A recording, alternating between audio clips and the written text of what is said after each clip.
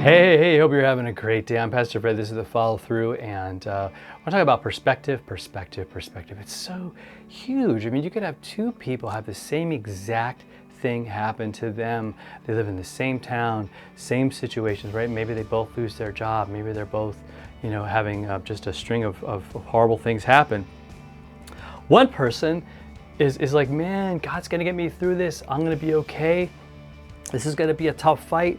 And the other person's like, can't get out of bed and just wants to give up. Now, the reality is they both have been hit hard, right? It's difficult for both of them. And even the person who's kind of trusting in God and knowing there's a temptation to want to give up, I'm sure, but it's what are you going to focus on? What are you going to let run your life? Be what matters, be what you focus on and see. And or again, because if it's the problem, again, those things come with friends, and problems are going to bring more problems. And you're going to see other things that might actually be good, but they're going to get colored by that problem and become even bigger problems. And you see what I'm saying? And the pile begins to grow. Paul says this. Look at how he deals with his issues.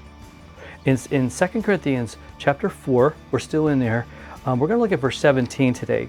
He says, "For this light momentary affliction is preparing us for an eternal weight of glory beyond all comparison." Right now, if you didn't watch last week's, go and check out yesterday's. I mean, not last week, but yesterday's follow through, because he talked about his outer self wasting away. Like we're being attacked. Like life is temporary.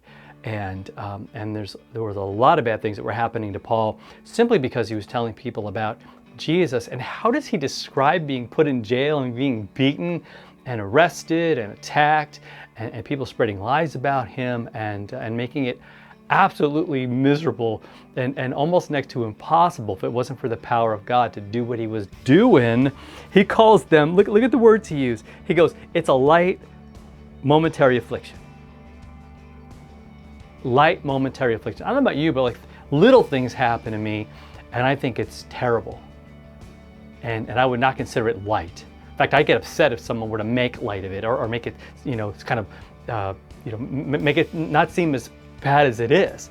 And honestly, a lot of the stuff that I deal with is not that bad. It's certainly not what Paul was dealing with, but he's like, it's light, it's momentary. This is his perspective. They're afflictions, obviously. So he's not, looking at something different. He's not kidding himself, right? He calls them what they are. These are afflictions. This is, right, bodily injury, right? He's having his freedoms taken away and abused by person after person. But he's like, you know what? It's not that big of a deal, and it's really just kind of momentary. It's just it'll end, and God will take me home. Because he sees this eternal weight of glory that is beyond all comparison. You can't compare heaven and eternity and God with me 100% 24/7 in this perfect place where there's no crying, no tears, no pain, as you read in the book of Revelation and other places.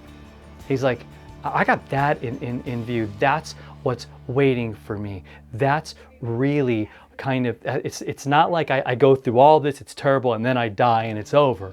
He's like, no, I go through all these terrible things and I have the joy of telling about Jesus along the way. And even on top of that, when I die, I get to spend eternity with the Lord. In his presence, loved by him. And Paul calls it, notice the weight in one. The one is light. The stuff I'm dealing with now is light, but there's a heavy weight of glory. That's heavy in a good way, right? I love music. I love it heavy, right? So heavy to me is good. It means it's substantial. It means it's big. It means it's impressive. It means it's just amazing. And here he's saying, you really can't compare it to anything. It's just off the charts. It's amazing. And I want you to have that perspective today. I want you to see that when you see all the things around you just look terrible, look to Jesus, look to eternity. Realize that he rose for you, suffered, died for you, loves you, cares about you, and is with you. And he's going to take you home for eternity. And we all get to be there, right? If we have faith in Christ, right? So let's do that. Let's just put our faith in Him and what He has done, knowing that His faithfulness is just perfect and it is just everlasting. All right. So you have a great rest of your day. I pray that encourages you and lifts you up. If it does, please share this with somebody who might need to hear it, and hit that subscribe button. And we'll talk to you next time for another follow through.